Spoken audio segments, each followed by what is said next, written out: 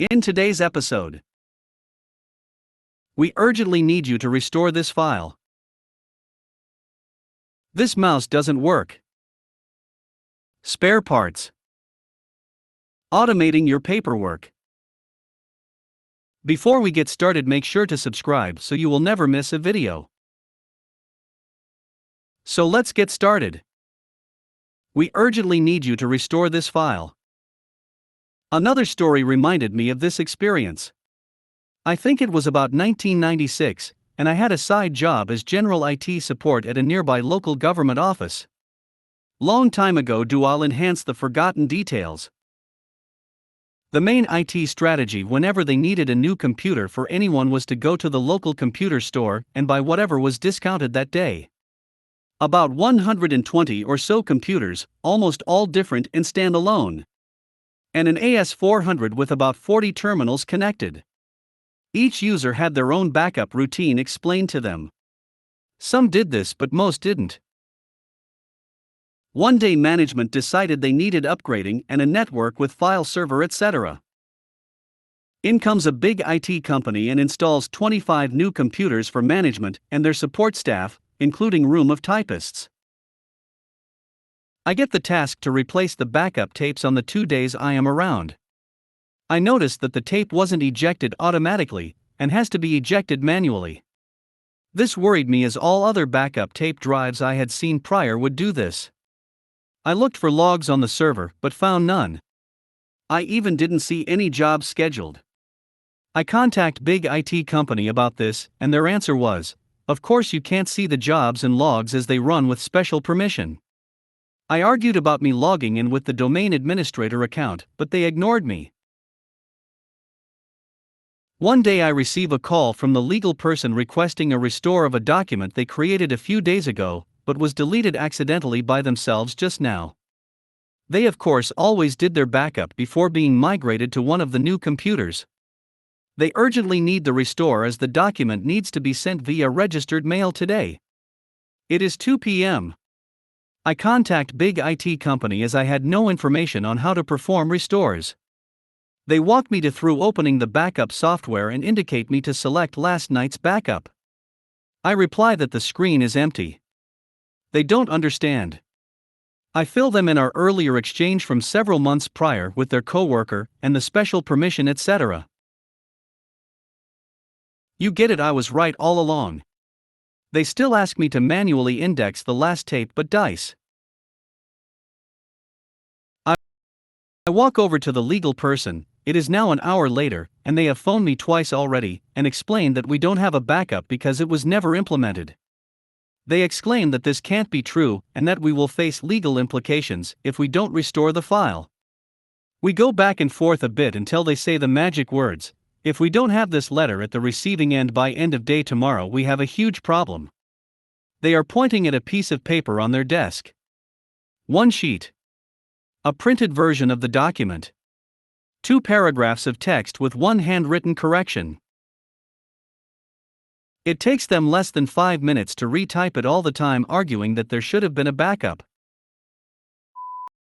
This mouse doesn't work. A short and fun one. I'm the head of IT at a medical facility, and I was doing my daily walkthrough today, because people tend to forget something's wrong until they see the one responsible for it, when I was stopped by one of our newly hired front desk staff, $FD1. MF9769, she says, this computer's mouse doesn't work. So I turn around and look at the computer she's pointing to, and it's clearly got a brand new wireless mouse. You'll have probably guessed where this is going right about now. Those batteries last months, so it can't be a dead battery. So I walk up and start moving the mouse around, at which point I hear, from about 5 feet away, $FD2, MF9769. You're moving my mouse. Of course I am.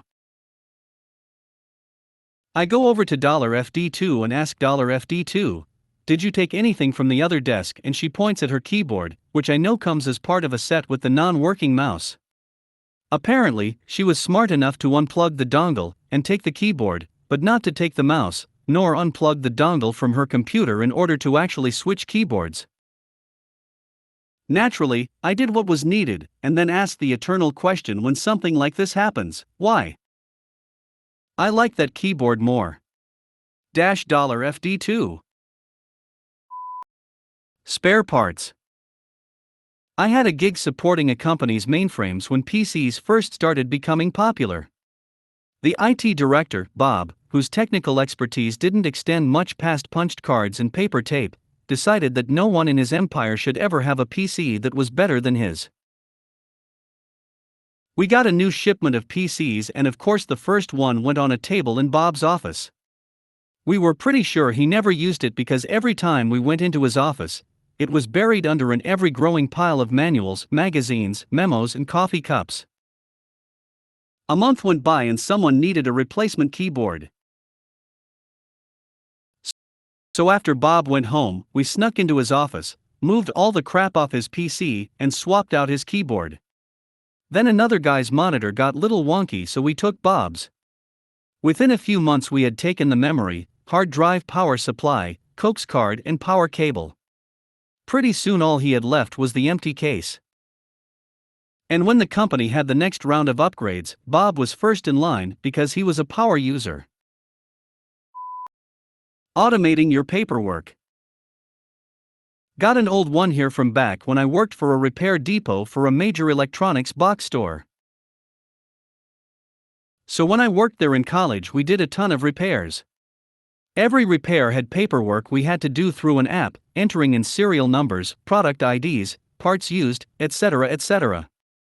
This was all fine and good, except we had literally dozens of pallets and massive bins of this certain crappy tablet. These tablets were cheap, the company's flagship tablet that was so revolutionary because it ran Windows. Well, these tablets only had 3 or 4 product numbers, usually depending on size, and they had only one replaceable part. Motherboards were all in one and cheap as the rest of the tablet, and that was the only thing you would replace. If the screen was damaged, you failed it and moved on. Battery damaged, you might salvage a damaged screen's one, but you wouldn't document it since it wasn't a new part. Anyways, these things you could mass repair and or fail out. I could fully break down and rebuild one in 6 minutes at one point, but the paperwork, even with barcodes taped to my desk and a scanner, would slow me down. Naturally we had quotas, but between testing, getting parts, doing the swap, testing again, then doing paperwork, you'd get bogged down and usually at the end miss a few that won't count on that day's quota due to missed paperwork. Paperwork mainly slowed you down due to all the screens you had to go to for each step, just endless navigation even to fail a unit. So I decided I was in college learning to code. I wrote a VB script to read a spreadsheet where I quickly scanned in the basics: SN, pass fail, product ID, part number, part SN, etc. I'd do blocks of like 10 tablets, as many as could fit on my desk and shelves, scan them in while testing and such, and then at the end of the day I'd run the script. It would read the boxes, fill stuff in accordingly, and close the ticket, printing off the pass or fail labels for shipping. I'd match them up to the boxes and ship them on out.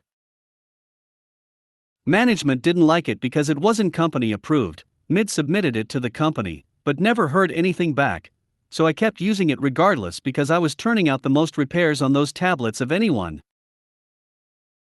Towards the end I even spread it to a few people I liked and trusted, taught them how to use it, made sure my work wasn't just gone at the end and could continue saving others from the boring paperwork.